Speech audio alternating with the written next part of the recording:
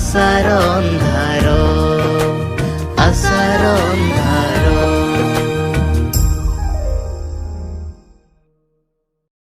तेबे आपण माने भाबुथिबे आम कार्यक्रम ना आशार अंधार कौन पाई से ना कही रखुची कि मो धर्म पत्नी को ना होची आशा जे कि मोर जने पुरुष बंधु आलोक सहित राति अंधार रे चली जाइथिल आ सेथि पई मो जीवनटा आज दो छक्की रे।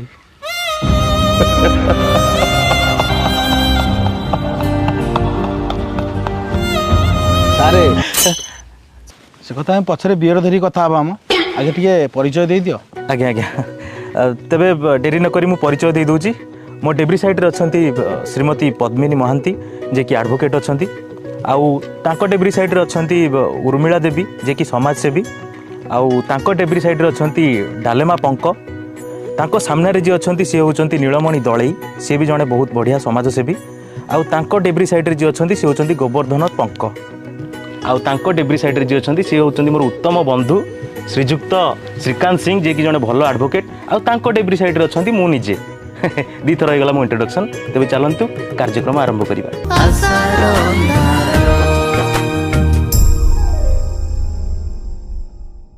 तेबे दुई स्वामी स्त्री को कलह को लेकिन आज आम ये बैठक से आम गोटे ऑडियो विजुअल भी बनईचु चलतु देखा। नाम गोवर्धन पंक बयस 48 साल वृत्ति रे से जने कुजी मिस्त्री बाहाघर 20 वर्ष हैला परे मध्य तांको आउ से तांकर बुढ़ी स्त्री पसंद नुह कहीं ना तांको मन लाखी जाइछि 18 वर्षर गोटे कसी झील पाखरे ये होचंती तांको स्त्री डालमा पंक बयसर स्रोतरे भासी भासी जाउथुआ बेले अटकी जाइतिला तांको सुअर नई तांको स्वामी मद्यपान करी बहुत मारमारी तांकर जीवन हिताहित लाइफ को बर्बाद कर देइचंती। तेबे आसंतु देखिबा आगुकू कौन होची। तेबे घटनाटी कौन थिला सीधा सड़क पचारिबा समाजसेवी उर्मिला देवी को। मैडम कहतु केमती कौन होता आपड़ केमती कौन कंटाक्ट आसते? आज्ञा दिन हठात गोटे फोन मो पाक आसला जे डालमा पंक को तार स्वामी गोवर्धन पंक घर जोर जबरदस्ती बाहर कर देछि आउ ताकू माड मारी आउ कौन कौन कर से कथा मुझे शुणा दौड़िकी जाई ता घरे पहुँचली पहुँचला सी भे भे कांदिला मत कुंठी पकईला मुझे कहली माँ तू कहीं कांदुचु जहाँ जाइए मत कह मु तोर माँ भाया दीर्घ 25 वर्ष हम नहीं 20 वर्ष हम ना 20 वर्ष तल घटना 20 वर्ष तल से गोवर्धन पंक ये डालमा पंक बाहर भलरे भल संसार चलता 15 वर्ष खाली चल ना गोटा गोटा 3टा छुआ होते जितक मरते छाड़ मरते हाँ 3टा छुआ होते से 3टा छुआ सहित भलरे थिला आ ये बदमाश कौन कला एबे 18 वर्ष गोटे टोकिकी भल पाई तार संगे लटकट होकर आकु जोर जबरदस्ती घर बाहर कर देछि। आपण विचार करतु आकु फांसी दबा कथा फांसी देले दियो मरीजी आउ हेले या रखी नहीं तू जेल जीवु जेल गले तो भल भात डाली खाइबी शोइबी हेले भी डालमा को रखी नहीं आ जेतले भल देखाउता सेतले बाइतिले एला रखी नहीं सेतेबेले भल देखा जाउतला चुआ ही नथिला एबे तो 3टा छुआ हो गला बाल भलिया देखा जाउची। अरे बाड़ीखा तू कौन बुढ़ा हबु नहीं मु कहीं बुढ़ा भी मोर तो गोटे 18 वर्ष लव अच्छी ताकू बाबी खुशी रही या रखी नहीं छि छि छि छि छि सारे ए देखो तू कौन कहूची तो मुंह को कुकुर लंड पकेला कथा छि छि छि मोर लंड पड़िले भी या रखी नहीं काई हिंदू होजु रे चुप से बसिबी सारे हेले भी या रखी नहीं। अच्छा गोवर्धन बाबू आज्ञा तुम तो बड़ विचित्र लोक गोटे हरामजादा लोकटा तुम। आज्ञा सर से कहूच रखी ना कार्यक्रमटा ठीक से स्टार्ट हो अतिथि मैंने पदे पदे डायलॉग मारंतु एपर्यंत गोटे कहीं डायलॉग बरा कही ना कार्यक्रम पुणी 30-40 मिनिट आगू नबा ना नहीं दर्शक मैंने पुणी सेपटे रागिबे भावे कॉमेडी हेलानी।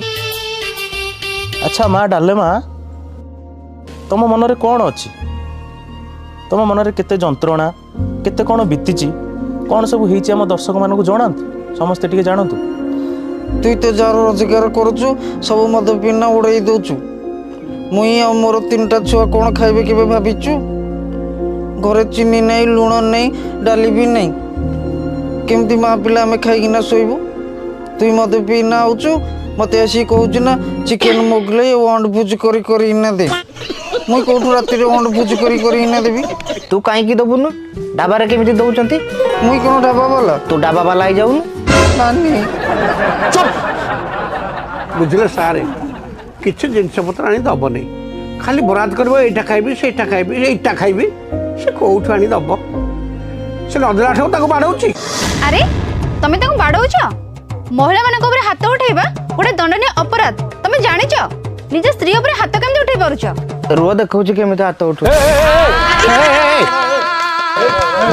ଏ ବାବୁ ଆଜ୍ଞା ଇଏ ବାଇଆଟା କହୁଛି ସେ। ହିତାୟତ ଜ୍ଞାନ ହରେଇ ଦଉଛି ମଦ ପିଇଲେ ଆପଣଙ୍କୁ ବି ବାଡ଼େଇ ପକେଇବ ମାଇଲ ମତ ଦେଖିବା ମାଇଲ ମତ ଦେଖିବା ଏବେ ପୁରା ମଦ ପିଇକି ଗୋବର ଖାଇ ଦେଇଥିଲା ଆଜ୍ଞା ଜାଣିପାରିଲି ନାହିଁ ଖାଇଦେଲି ଆଉ ପେଟେ ମଦ ଆଜ୍ଞା ପିଇ ଦେଇଥିଲି ବାଟରେ ଆସୁଥିଲି ବହୁତ ଜୋରେ ଭୋକ ଲାଗିଲା ଭାବିଲି ତଳେ ମାଣ୍ଡିଆ ଯାଉ ଥୁଆ ହେଇଛି ଖାଇଦେଲି ଆଉ ଭଲ କଲୁ ଆଉ ସେଟା ଯାଉ ନଥିଲା ଗୋବର ଥିଲା ରେ ମୋ ହିସାବରେ ମୁଁ ଭଲ କଲି ଆରେ ବାହ ବଢିଆ କଥା ତାଳି ଟିକେ ସମସ୍ତେ ମାର ତମକୁ ତ ତାହେଲେ ଜିଲ୍ଲାପାଳଙ୍କୁ ଡାକିକି ପୁରସ୍କାର ଦେବା କଥା ପୁରସ୍କାରଟା କୋଉଠି ମିଳିବ ଜାଣି ନାହିଁ ଜାଣିଥିଲେ ଆଣିଥାନ୍ତି ହାଟରେ ମିଳିବ ହାଟରେ ମିଳିବ ଯଦି ନେଇ ଆସିବି ସେ 18 ବର୍ଷ ଝିଅକୁ ଦେବି ହେଲେ ୟାକୁ ରଖିବି ନାହିଁ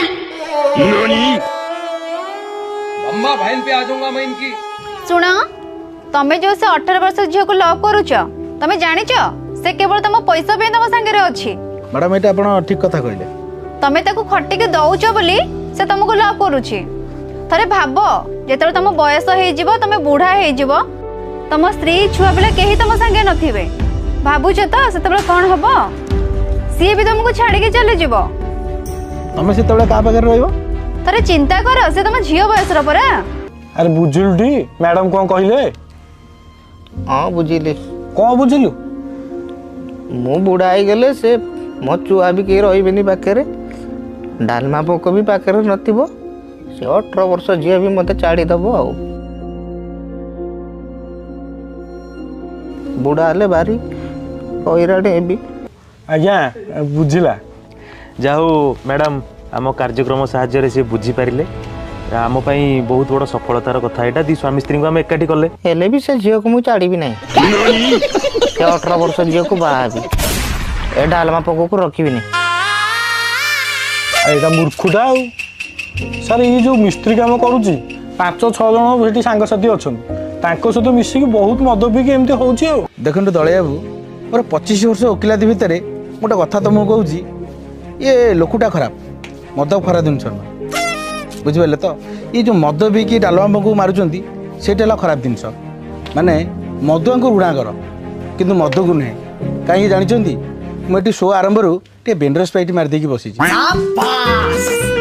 ଆପଣମାନେ କିଏ ଜାଣିଛନ୍ତି ଚୁପଚାପ ଗୁଁ କିଛି ହେଇଛି ପୁରା ଚୁପଚାପ ହେଇକି ବସିଛି ଏ ଶ୍ରୀକାନ୍ତ ଟିକେ ଶୁଣୁନାହାନ୍ତି ଆଡ଼େ ଶୁଣୁନାହାନ୍ତି ଚୁକ ଲୋକଟା କିଏ କହିଲୁ ବିହର ପଛପଟେ ଦୁଇଟା ଅଛି କିନ୍ତୁ ମାରିଦେଇକି ଆଡ଼େ ବଉଛି ଆରେ ମୁଁ ହାଡ଼ ଟିକେ ମାରିଦେଇଛି ବିଅର ଦୁଇଟା ଥୁଆ ହେଇଛି ଗରମ ହେଇଯିବ ସବୁ ଟିକେ ବ୍ରେକ୍ ନେଇଯାଉନାହାନ୍ତି ତେବେ ସମୟ ହେଇଯାଇଛି ଗୋଟେ ଛୋଟିଆ ବିରତିର ଚାଲନ୍ତୁ ବିରତି ପରେ ଦେଖା ହେବା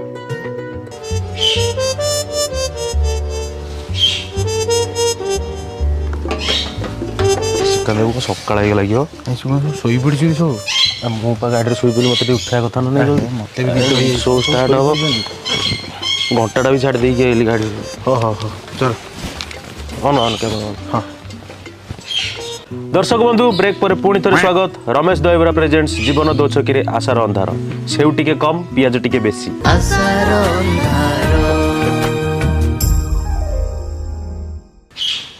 ଟିକେ ଶୁଣୁନାହାନ୍ତି ଆଖି ନାଲି ପଡ଼ୁନି ନାଇଁ ଠିକ୍ ଅଛି ତେବେ କାର୍ଯ୍ୟକ୍ରମ ଆରମ୍ଭ କରିବା ପୂର୍ବରୁ ଗୋଟେ କଥା କହି ରଖିବି କାଲି ଆମେ ଶ୍ରୀକାନ୍ତ ବାବୁଙ୍କର ମୋର ଗୋଟେ ମିଟିଂ କରିଥିଲୁ ସେ ମିଟିଂରେ ମାନେ ରାତିରୁ ସକାଳ ହେଇଗଲା ଆମେ ଏଇ ସିଦ୍ଧାନ୍ତରେ ଉପନୀତ ହେଲୁ କି ମଦଟା ଆକ୍ଚୁଆଲି ଖରାପ ଜିନିଷ ତେବେ ପଙ୍କୁ ବାବୁ ତମେ ମଦ ଛାଡ଼ି ଦେଉନ କାହିଁକି ଏବେ ମଦ ନ ଖାଇଲେ ବଞ୍ଚି ପାରିବି ନାହିଁ ସ୍ତ୍ରୀକୁ ଛାଡ଼ିଦେବି ହେଲେ ମଦ ଛାଡ଼ି ପାରିବି ନାହିଁ ଏଇଟା ମାଡ଼ୁଆ ଲୋକଟା ଆପଣ ଟିକେ ସେ ଗାଡ଼ି ବିଷୟରେ କଥା ହଉନାହାନ୍ତି ଆଜ୍ଞା ଆଜ୍ଞା ବାହାଘର ବେଳେ ସେ ଗୋଟେ ଗାଡ଼ି ଡିମାଣ୍ଡ କରିଥିଲା ଯଦି ଡିମାଣ୍ଡ କରିଥିଲା ଆଙ୍କର ବା ଗାଡ଼ି କେଉଁଠି ଦେବେ ସେ କ'ଣ କରିବେ ନୂଆ ଗାଡ଼ି ନ ଦେଇ ଗୋଟେ ପୁରୁଣା ଗାଡ଼ିଟେ ଦେଲେ ଯଦି ପୁରୁଣା ଗାଡ଼ିଟେ ଦେଲେ ତା ଦେହରୁ କ'ଣ ମୋବିଲ କୁଆଡ଼େ ବାହାରିଲା। ଯଦି ପୁରୁଣା ଗାଡ଼ିରେ ମୋବିଲ ବାହାରିଲା ତାର ଦୋଷ କ'ଣ? ଇଏ ତାକୁ ବାଡ଼େଇ ବାଡ଼େଇ ଆଣି ଘର ବିଦା କରିଦେଲା। ଆପଣ ବିଚାର କରନ୍ତୁ। ଏବେ ବି ସାର୍ ଡାଲମା ପଙ୍କ ଏ ବୟସରେ ପରିଶ୍ରମ କରୁଛି ଆକୁ ଗୋଟେ ନୂଆ ଗାଡ଼ି ଦେବା ପାଇଁ। ଆଉ ଇଏ ତ ପରିଶ୍ରମ କରୁଛି 18 ବର୍ଷ ଝିଅ ପାଖରେ ଆଉ। ମୋତେ ତ କହିଥିଲେ ନୂଆ ଗାଡ଼ି ଗୋଟେ ଦେବେ ବୋଲି, ମୋତେ କାହିଁ ସେକେଣ୍ଡ ହ୍ୟାଣ୍ଡ ଗାଡ଼ି ଗୋଟେ ଦେଲେ, ସେଥିରୁ ପୁଣି ମୋବିଲ ଗଳୁଛି। ତମେ କୋଉ ଫାର୍ଷ୍ଟ ହ୍ୟାଣ୍ଡ କି? ତମେ ପରା ସେ ଝିଅ ପାଖେ ସେକେଣ୍ଡ ହ୍ୟାଣ୍ଡ। କାହିଁ ମୋର ତ ମୋବିଲ ଗଳୁନାହିଁ। ଗଳୁଥିବ ରେ ଗଳୁଥିବ, ଜାଣିପାରୁନି। ଗଳିଲେ କପଡ଼ାରେ ପୋଛି ଦେବି, ହେଲେ ସେ ଡାଲମା ପଙ୍କକୁ ରଖିବି ନାହିଁ। କ'ଣ ପାଇଁ ରଖିପାରିବୁନି? କ'ଣ ହେଇଗଲା ଯେ ତୋର? ମୁଁ ମୋର ବାପା ମୋର ଆଉ କୋଉଠି ବାହା ଦେଇଥାନ୍ତା, ମୁଁ ଭଲରେ ଥାନ୍ତି। ତୋତେ ବାହା ହେଲେ ମୁଁ ଭାରି ଦୁଃଖରେ ଅଛି। କ'ଣ ପାଇଁ ରଖିବୁନି? ସାର୍ ଦେଖୁଛନ୍ତି ତ ମାଇ ପିଲାଟା ହେଇକିରି ମୋତେ କେମିତି ଭାଷା କହୁଛି, ଏଇଟା ଠିକ୍ କରୁଛି କି ସେ? ସେ ପୂଜା କରିଥାନ୍ତା ଆଉ ତୁ ତାକୁ ଝିଅ ସହିତ ବୁଲିବୁ ଆଉ ମଦ ପିଇବୁ ଆଉ ତତେ ସେ ଆଇଥାନ୍ତା ଆଉ। ସାରେ କ'ଣ ଶୋଇପଇଲେଣି ନା କ'ଣ? ସାରେ ରାଗ ମିଶା ଅଭିମାନ ସବୁ ସରିଯିବ ହସି ଦେଲେ ତୁମେ ସାରେ ପୁଣି ହେଇଯିବ ପ୍ରେମ ଲାଗିଯିବ ପ୍ରେମ ରଙ୍ଗ ଯେବେ ମନା କରିଥିଲି ସେଇଥିପାଇଁ ରାତିରେ ଗାଡ଼ି ଭିତରେ ମିଟିଂ କରିବାନି ବୋଲି। କିଶୋର ବାବୁ, କିଶୋର ବାବୁ, ସାରେ ଉଠନ୍ତୁ ଉଠନ୍ତୁ ଉଠନ୍ତୁ। କ'ଣ ହେଇଛି କ'ଣ ହେଇଛି କ'ଣ ମାଉସୀ କ'ଣ ହେଇଛି? କ'ଣ ହେଲା ଯେ କ'ଣ ମୀମାଂସା ହେଇଗଲା ସବୁ? କ୍ଲିୟର ତ? ସାର୍ ଦେଖୁନାହାନ୍ତି କେମିତି ହଉଛି ସାର୍। 25 ବର୍ଷର କ୍ୟାରିୟର ଭିତରେ ଏମିତିଆ କେସ୍ ମୁଁ ଦେଖିନି। ତାହେଲେ କ'ଣ ହେଲା ମତେ ଟିକେ ତାହେଲେ ସଂକ୍ଷିପ୍ତରେ କୁହ ଟିକେ। ଏ ଶଳାଟି ଖାଲି ମାଡ଼ ଦରକାର। ଏଇ କଥା ତ ମୁଁ ବି ତ ସେ ଆଗରୁ ଚାହୁଁଥିଲି, ମତେ ଟିକେ ଆଗରୁ କହିବା କଥା ନା ଆଉ। କ'ଣ କହୁଛୁ କି ଏଲିଏନ୍ ମା? ମୋର ସେ 18 ବର୍ଷର ଲଭ୍କୁ ବାହାବି ଡାଲମାକୁ ଛାଡ଼ି ଦେଇ ରଖିବୁନି ତ? କ'ଣ ରଖିବୁ ନାହିଁ? ରଖିବୁ ନାହିଁ କ'ଣ ସେତେବେଳେ କହୁଛୁ? ରଖିବୁ ନାହିଁ ରଖିବୁ ନାହିଁ କ'ଣ ସାର୍? କ'ଣ ସାର୍ ତାଙ୍କରି କରୁଛି ବୋଲି ଭଦ୍ର ଲୋକ ଭାବୁଛୁ ନା କ'ଣ? ମହାଭୟଙ୍କର ବନ୍ଧାଧର ମୁଁ ଗୁଣ୍ଡା ବେ ମୁଁ ମାରନ୍ତୁ ଶଳାକୁ ଜୋର ମାରନ୍ତୁ, ଆରାମସେ ମାରନ୍ତୁ, ସମସ୍ତେ ମାରନ୍ତୁ। ଯାହା କେସ୍ ହବ ମୁଁ ବୁଝିବି। ସେ କୋଉ ହାଇକୋର୍ଟ ସୁପ୍ରିମକୋର୍ଟ ଯିବ ମୁଁ ଦେଖୁଛି। ବड़ा ଶଳା ନାଳୁଛୁ ଗୋଟେ ଝିଅକୁ ସ୍ତ୍ରୀକୁ ଛାଡ଼ିକି ନାଳୁଛୁ ମାରୁ ମାରୁ ଶଳା ଏଲିଏନ୍ ଭଳିଆ ଦେଖାଉଛୁ। ଏବେ ସମୟ ହେଇଛି ବିରତିର। ଆଶାର ଅନ୍ଧାର ବ୍ରେକ୍ ପରେ ପୁଣି ଥରେ ସ୍ୱାଗତ। ଆମ ଦ୍ୱାରା ଯେତିକି ସମ୍ଭବ ତାଙ୍କ ଦୁଇ ଜଣକୁ ଏକାଠି କରିବାରେ ସେଇଟା ଆମେ କରିସାରିଛୁ। ଏବେ ସମୟ ପତି ପତ୍ନୀଙ୍କର ଆପୋଷ ବୁଝାମଣା। ନୀଳମଣି ବାବୁ, ଆଜ୍ଞା ଆପଣ ଟିକେ ଏପଟକୁ ଆସନ୍ତୁ। ମା ଡାଲମା ତମେ ଟିକେ ଏପଟକୁ ଆସ, ତମ ସ୍ୱାମୀଙ୍କ ପାଖେ ଟିକେ ବସ। ଜାଲ ମା ଯିବୁ ପାଖରେ ବସିବୁ, ଭଲରେ କଥା ହବୁ, ଯେମିତି ଗୋଟେ ସମାଧାନ ହବ।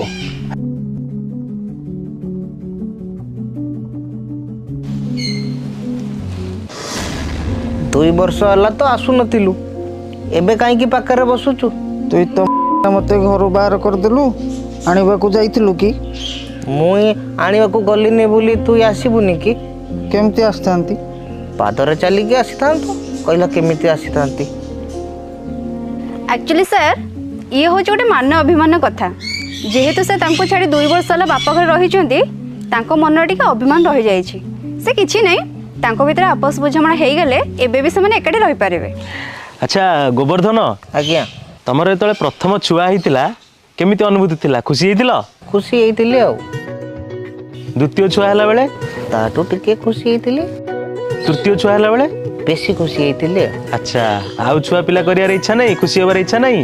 ଇଚ୍ଛା ଅଛି, ହେଲେ ୟାଠି ନୁହଁ, ସେ 18 ବର୍ଷ ଛୁଆ ସାଙ୍ଗରେ ହେଲେ ଆଉ ଛୁଆ କରିବି। ବୁଝିଲେ ମ୍ୟାଡ଼ାମ, ରାଗ ଅଭିମାନରେ ଏଠି କିଛି ପ୍ରଶ୍ନ ହିଁ ଉଠୁନି। ଏ ଶଳାଟି ହେଲା ବେହିଆ, ମାଡ଼ ଖାଇଲା ପରେ ବି ଏଠି ବସିଛି, ଖାଲି 18 ବର୍ଷ ଝିଅ ନାଁଟା କହୁଛି। ତାକୁ ରୋଡ଼ରେ ଚଲେଇ ଦିଅ, ପଛପଟୁ ଗାଡ଼ି ଚଢ଼େଇ ଦେବି, ଯାହା କେସ୍ ହବ ମୁଁ ବୁଝିବି ଆଉ। ନା ନା ଶ୍ରୀକାନ୍ତ ବାବୁ, ସେ କଥା ନୁହଁ। ସେ ବର୍ତ୍ତମାନ ପରସ୍ପର ଦୁଇ ଜଣ ବୁଝିଲେଣି। ପ୍ରଥମ ପର୍ଯ୍ୟାୟ ଯେଉଁ ମାଡ଼ଟି ହେଇଛି ସେ ଟିକେ ଟିକେ ବୁଝିଛି, ଦ୍ୱିତୀୟ ପର୍ଯ୍ୟାୟ ମାଡ଼ରେ ସେ କ୍ଲିଅର ହେଇଯିବ ନା କ'ଣ? ସ୍ୱାମୀ ସ୍ତ୍ରୀଙ୍କ ଭିତରେ ଏମିତି ଟିକେ ମନ ମତାନ୍ତର ଝଗଡ଼ାଝାଟି ହୁଏ, ସେ ଟିକେ ଭଲସେ ଦୁଇ ଜଣ ମିଶିକି କଥା ହେଇଗଲେ ସବୁ ଠିକ୍ ହେଇଯିବ। ଆଜ୍ଞା ମା ଡାଲମା, ଆଜ୍ଞା ଗୋଟେ ଗୀତଟେ ଗାଇଲ ତାଙ୍କ ପାଇଁ। ଗାଇଦେ। କାଉ ଧାନ ଖାଇଲେ ବୋଲି ମାଇଲୁ ମତେ, ଶ୍ୱଶୁର ଘର ଚାଲିଯିବି ଆସିବିନି ଜମା। ଡାଲମା ଭୁଲ ଗୀତ ଗାଉଛୁ ବେ, ସେଟା ସେମିତି କି? ସେଟା ଥିଲା କାଉ ଦାନ ଖାଇଲା ବୋଲି ମାଇଲୁ ମତେ ବାପ ଘର ଯିବି ମୁଁ ଚାଲି ଜୁରି ମୁଁ କେତେ ଗୀତଟା ବି ଟିକେ ଟିକେ ଗାଇବୁ ନା ଆଉ ତୁ ଗୋଟେ ଭୁଲ ଭାଲ ଗୀତ ଗାଉଛୁ ଜାଣିଛି ତୁ ଜାଣିବୁ ନା ନହେଲେ ଗୀତ କାହିଁ ଗାଉଛୁ ବାବୁ ଖରାପ ଭାବିବନି ତାଳି ଅତି ଚମତ୍କାର ବଢିଆ ଦର୍ଶକ ବନ୍ଧୁ ଦୁଇଟି ମନ ମିଶି ଯାଇଛି ଦ୍ୱିତୀୟ ପର୍ଯ୍ୟାୟ ମାଡ଼ର କୌଣସି ଆବଶ୍ୟକତା ମଧ୍ୟ ନାହିଁ ଏଠି ତେବେ ମୁଁ ମଞ୍ଚରେ ଅନୁରୋଧ କରିବି ଦୁଇଟି ବରଣମାଳା ଆଣନ୍ତୁ ସ୍ୱାମୀ ସ୍ତ୍ରୀଙ୍କ ଭିତରେ ପୁନର୍ବାର ବିବାହ ହେବ ଆସନ୍ତୁ ସମସ୍ତେ ଦିଅନ୍ତୁ ମୋତେ ମାଳ ମା ଏପଟକୁ ଆସ ଆଜ୍ଞା ତେବେ ଦର୍ଶକ ବନ୍ଧୁ ସ୍ୱାମୀ ସ୍ତ୍ରୀଙ୍କ ଭିତରେ ମନ ମତାନ୍ତର ହୁଏ ଝଗଡ଼ାଝାଟି ବି ହୁଏ କିନ୍ତୁ ତା ମାନେ ନୁହେଁ କି ଆମେ ମଦ ପିଇକି ଆମ ସ୍ତ୍ରୀଙ୍କ ଉପରେ ହାତ ଉଠାଇବା ଏବଂ ପରକ୍ରିୟା ପ୍ରୀତି କରିବା ଏଇଟା ଆଦୌ ଠିକ୍ ଜିନିଷ ନୁହେଁ ଏଇଟା ସମାଜକୁ ଗୋଟେ ଖରାପ ମେସେଜ ତେଣୁ ଆମେ ଆଜିଠୁ ଶପଥ କରିବା ଏଇ ଜିନିଷକୁ କରିବା ନାହିଁ ତେବେ ଛାଡ଼ନ୍ତୁ ସେଇ କଥା ବର୍ତ୍ତମାନ ତ ଖୁସିର ଖବର ଦୁଇ ଜଣଙ୍କୁ ମୁଁ ବର୍ତ୍ତମାନ ବରଣମାଳା ପ୍ରଦାନ କରିବି ପରସ୍ପର ଉପରେ ପିନ୍ଧାପିନ୍ଧି ହେଇ ବିବାହଟିକୁ ସଫଳ କରନ୍ତୁ ତାଳି ମାରନ୍ତୁ ସମସ୍ତେ